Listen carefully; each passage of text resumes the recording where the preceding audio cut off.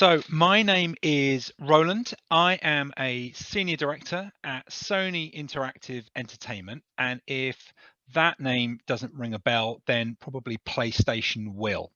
So Sony Interactive Entertainment is the company that brings you PlayStation. So what do we do? Well, the PlayStation 5 is our flagship product right now. We launched that just over a year ago.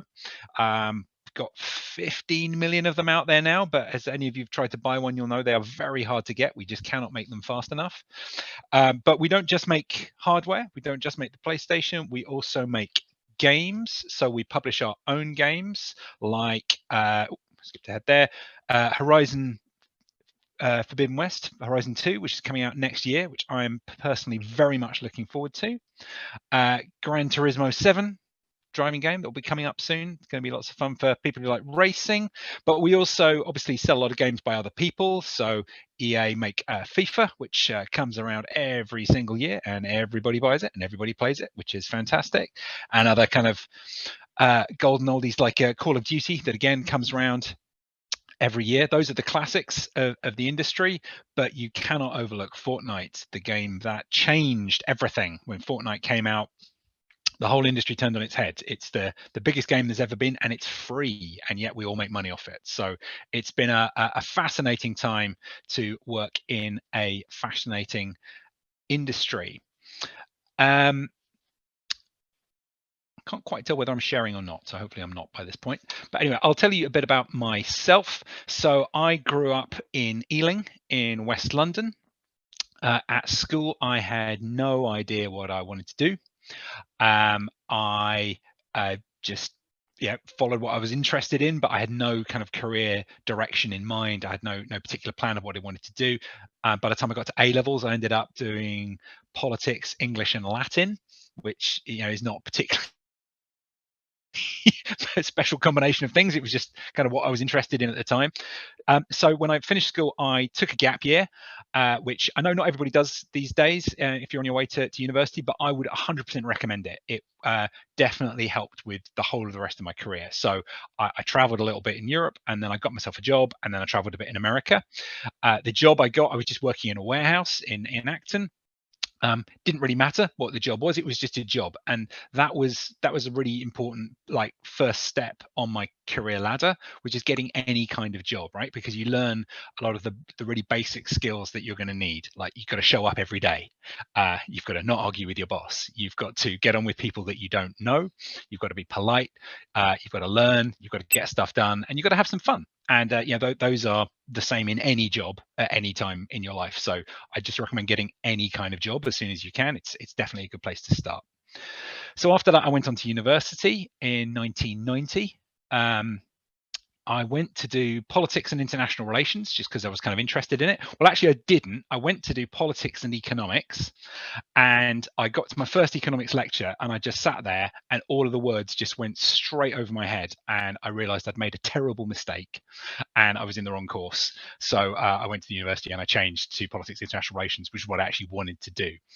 But I guess maybe that's the first kind of life lesson. It is kind of don't be afraid to change.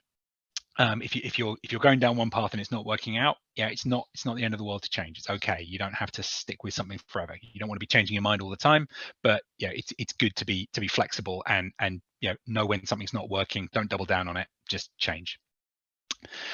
So I'm at university doing politics, and you're thinking, where's the STEM in that?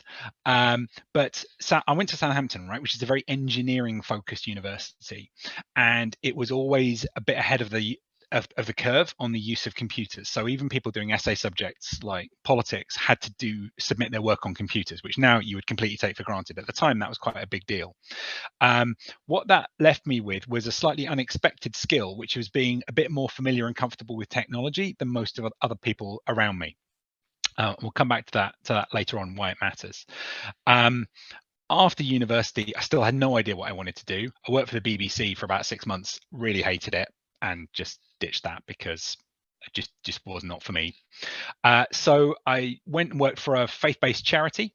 I ended up living in Belgium, of all places, which was a slightly strange experience. But what I got away from that was I learned French. So I came away from that speaking pretty much fluent French, albeit with a Belgian accent, which makes French people laugh.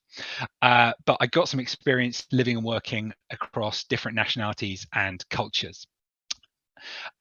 After 18 months, I came back to the UK and I managed to get onto the British Airways graduate recruitment program. Now, I would not have been able to do that if I hadn't had the experience of working for a charity on the continent and having the experience of working with people in different nationalities and having, got a good second language. So again, unexpected skills, but they turned out to be useful.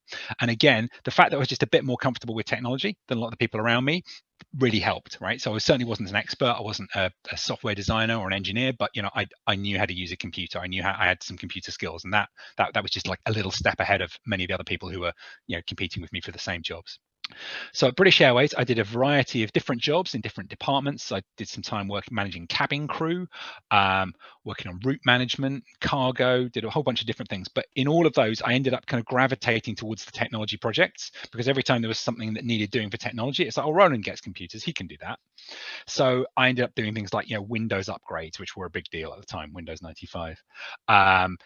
Things like the introduction of e-tickets, which was now we take for granted, but in the old days, it's like if you didn't have a paper ticket, you couldn't get on a plane, and that was like a huge mind shift for the airline industry. And also, it was the early days of e-commerce, so explaining to the cargo department that with companies like FedEx and UPS, the customer is placing their own order on a computer, and then it gets fulfilled, and the industry just couldn't deal with that at the time. Freight forwarders don't have computers. No one's going to do that. It's like, it turns out the internet is actually a thing, and it ended up being huge. So by the end of the millennium, got to about 2000, I'd been there for 5 years and it was great, but I felt like I'd kind of got as much out of airlines as I was going to, and it was starting to get a little bit familiar. And this was like the height of the first internet boom. At that point, like Expedia, the online travel agent, was suddenly worth more than British Airways on the stock market, and it was like, hang on a minute, industry's changing, time to move. So I managed to get a job at Vodafone, and I worked as the product manager on their travel portal. And this was the beginning of the mobile internet. So mobile phone companies have been buying 3G licenses for tens of billions of pounds, and were desperately looking to make some money out of it. So it was kind of like follow the boom, go with the momentum. I got various different roles there, doing product management and also program management. But it was there that I kind of hit on the common theme of what I really wanted to do, which was being at the interface between the commercial side of a business and the technology side of the business.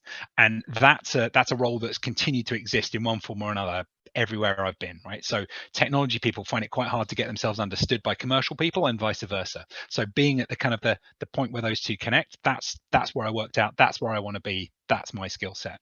So another kind of lesson there, it took me until I was about 30 to know what I really wanted to do. So it may take a long time to kind of like nail down what your career choice really is. So did 7 years at Vodafone, then I needed another change. So I went to a company called dunnhumby, who you may or may not have heard of, but they run the Tesco Club Card program, and they were doing what we would now call data science, but before that was a thing. So nobody had heard of it. So using data to understand what customers want and then run your business around what customers actually want. So that revolutionized Tesco in the noughties. I went in there as a program manager, but that was like a useful generic transferable skill that I could take from Vodafone to dunnhumby, because managing a program is managing a program. The fact that I didn't know anything about data science didn't matter at that point, because I learned that quite quickly, but I brought the transferable skill with me, and that's always a good thing to have. It's something you can take from one company to another. So experienced a lot of growth there. When I joined the company, it was a couple of hundred people. By the time I left, it was a couple of thousand. So it had grown enormously. But the world had changed during the 7 or so years that I was there. When they started, data science was like witchcraft. Like no one understood how they were doing what they were doing, and it was like, oh, this is amazing. It's inconceivable that you would know these things. That sort of gradually downgraded to just science fiction. Like, no, we can see how you're doing it. It's just really difficult and clever. But by the time I left, it had gone down to you get this free with every database software package that's out there. It just comes in the box. So really, the industry had totally changed. So they did a huge downsize. The company shrank to about a quarter of its size. That was a very difficult time, right? So I had to make a lot of people redundant, and in the end, I got made redundant as well. I was quite happy to go by the time I did, but I guess if there's another life lesson there, it's like don't be afraid of the setbacks, don't be afraid of things like redundancy. You know, it's never good when it happens, but change is always good, and it can lead to new and better things. So coming out of that, I had around 6 months I wasn't working. But then just looking for like what's my next move, what's my next job, and then this job came up at PlayStation, doing data product management. I got that job because I had most of the skills they were looking for, but I certainly had a lot of passion for the brand and the company, and that gets you a long way. And I've been there very happily for the last 6 years. I've picked up several other departments along the way, so I've got program management there as well, and some strategy pieces and some data literacy pieces. I lead a team that is mainly in London, but it's about a third of it's in California. And that's been a great experience, being based in London, but working as part of a Silicon Valley company. So being exposed to all of the kind of ways of working and mindsets and technology that they use in California, at kind of like the heart of the big tech businesses, but without actually having to live there. Which California is great in many ways, but it's also incredibly expensive and it catches fire every summer, and I don't want to live there personally. So that has been great fun. The highlight of working there has definitely been the PS5 launch. That's been fantastic. And I've realized I'm really happy there, right? And that's maybe like kind of one of the final lessons is like working out what you actually really want from a job is really important, and it may take time to get it, right? So is it just money? In which case, you should chase the biggest salary you can find. Is it location? So I've always worked in London, because that's where I live. It's my home. It's where I want to be. I don't want to move to other countries. So I've had the opportunities, but just don't really want to do it. Or is it job satisfaction? Do you want to actually enjoy what you do every day? You're going to spend maybe 8 hours a day at work. It's good to have something you actually enjoy doing. In fact, I would say if you don't enjoy doing it, it's going to be really painful. But everyone's got to make their own choices. For me, it turns out it's fun is what actually motivates me. So working for a computer games company that's what motivates me. I could make more money elsewhere. That's not what I'm looking for. I like entertaining people. I like working for a company that keeps people happy. And during lockdown, that's been amazing, right? We've had the best couple of years we've ever had as a business, because when everyone was locked down at home, turns out playing computer games is actually, it's a pretty good way to pass the time. So that's been very satisfying. Final observation, maybe. So all the jobs that I have done in my career didn't exist when I was at school. So when I was at school, I had a strong feeling of like, I don't know what I'm going to do. Where am I going to go? And the careers advice services were great, but they can only really talk about jobs that already exist. So they said things like, do you want to be a civil servant, or do you want to be a doctor, which are, tangible jobs that have kind of always been there. But there was no way they could have said, do you want to work in the internet? It didn't exist. They couldn't talk about mobile phones or data science or computer games. None of these things really existed when I was at school. They've all come into existence during my career. So I guess what I would encourage you all to do is don't aim at what's out there now. Aim at what's going to be out there next. Now, you can't predict the future, but the skills that people are always going to want are being easy to get on with, being a hard worker, being learnable, adaptable, being able to pick up new skills and change what you've got to move on to the next opportunity as it comes up. So that's about the best advice I can give, really, is be flexible, be yourself, find out what you really want, and then pursue it. Thank you.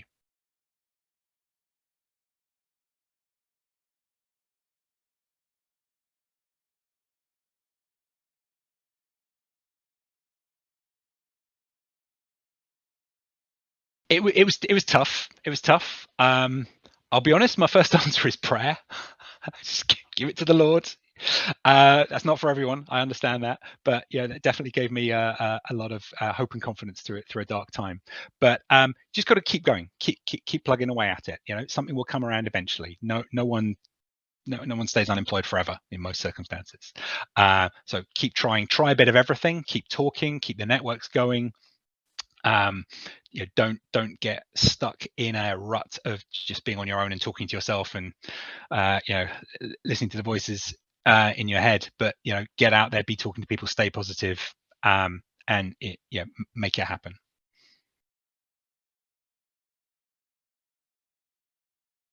Yeah, absolutely. But life is imposter syndrome, right? So no one's ever quite as good at anything as they appear to be. um Everybody is making it up as they go along to some extent. I mean, you hope that people have a good deal of confidence that they know what they're doing, but you know, across all walks of life, people are having to, you know, take, you know, half of what they know and half of what they hope, and put the two together to work out what comes next. But you can learn, right? And you can make it come true. So as you get into an area, you start with not knowing much, but just like carrying a lot on confidence. But quite quickly you do learn stuff, and then you start to make good decisions. And ultimately, you know, most people are always suffering from a certain level of imposter syndrome.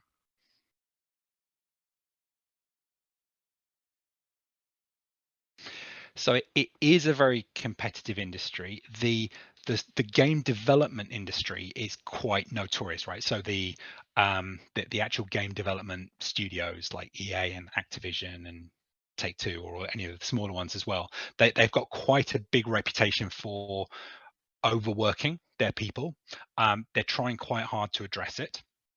But it is tricky. Getting a game out of the door takes a lot of hard work, and that's why what they are mostly looking for when they're hiring is passion, right? So people who are going to be passionate enough about getting a game delivered that they will put in the time, put in the energy and the motivation to get something finished.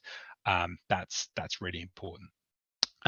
The ways to get into the gaming industry, there's no one route in. What I would say is a lot of people start in testing, right? So game testing is a relatively low barrier to entry, and there's testing companies, but also all the big companies have their own testing departments. So Sony does all of our testing up in Liverpool, for example. We employ several hundred people there, doing games testing. It's not as much fun as it sounds, right? So you think like, great, playing computer games and getting paid for it. How great is that? It's like actual testing is quite boring. You don't really get to enjoy the game. You're really trying to break it. So you're looking for, like, you know, how does it react if I do this? Can I break it if I do that? But it's a great way in to the industry, and a lot of people follow that route.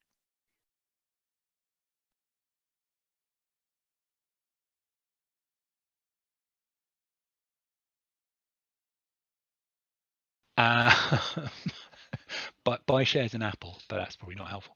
Um, what I would say, don't worry, don't worry if you don't know what you're doing. I didn't know what I was doing back then. It took me a long time to work out what I was doing, but it's okay. Don't feel like you've got to know where you're heading, and otherwise you're lost, right? Enjoy the journey. Um, I'd give the advice on, keep being flexible. So like, don't try and just focus on becoming expert at one thing, but stay adaptable so that you can move on to the next thing as it comes up. Um, hmm, Practice the bass harder. That's my passion. Should have put more time in. Regret it. Still play, but yeah, wish I could do more. And uh, advice, I don't know. Yeah, learn another language. Always learn another language. I speak fluent French, and I picked up kind of smatterings of quite a few other languages. It's just great in life to be able to communicate with people in other cultures. Yeah, never regret that. It's always useful. There definitely won't be roles like the one I do now, uh,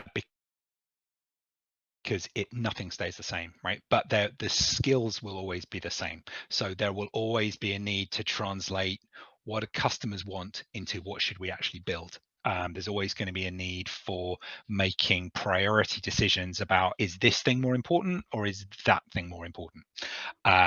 Those kind of soft skills, transferable skills, organizational skills are always going to be valuable, and I'd encourage anyone to get them. But yeah, no, I wouldn't assume that the computer games industry is going to look the same in 30 years time that it looks now. I don't think it'll look the same in 10 years time. No one could have predicted what would happen with Fortnite. That's blown the industry apart. The next big thing is probably going to be streaming games. I know all the other big tech companies are kind of having a go at that. I think it's probably a question of when that becomes normal, not if. But yeah, for the time being, at least, PlayStation's going to be around for a while, I think.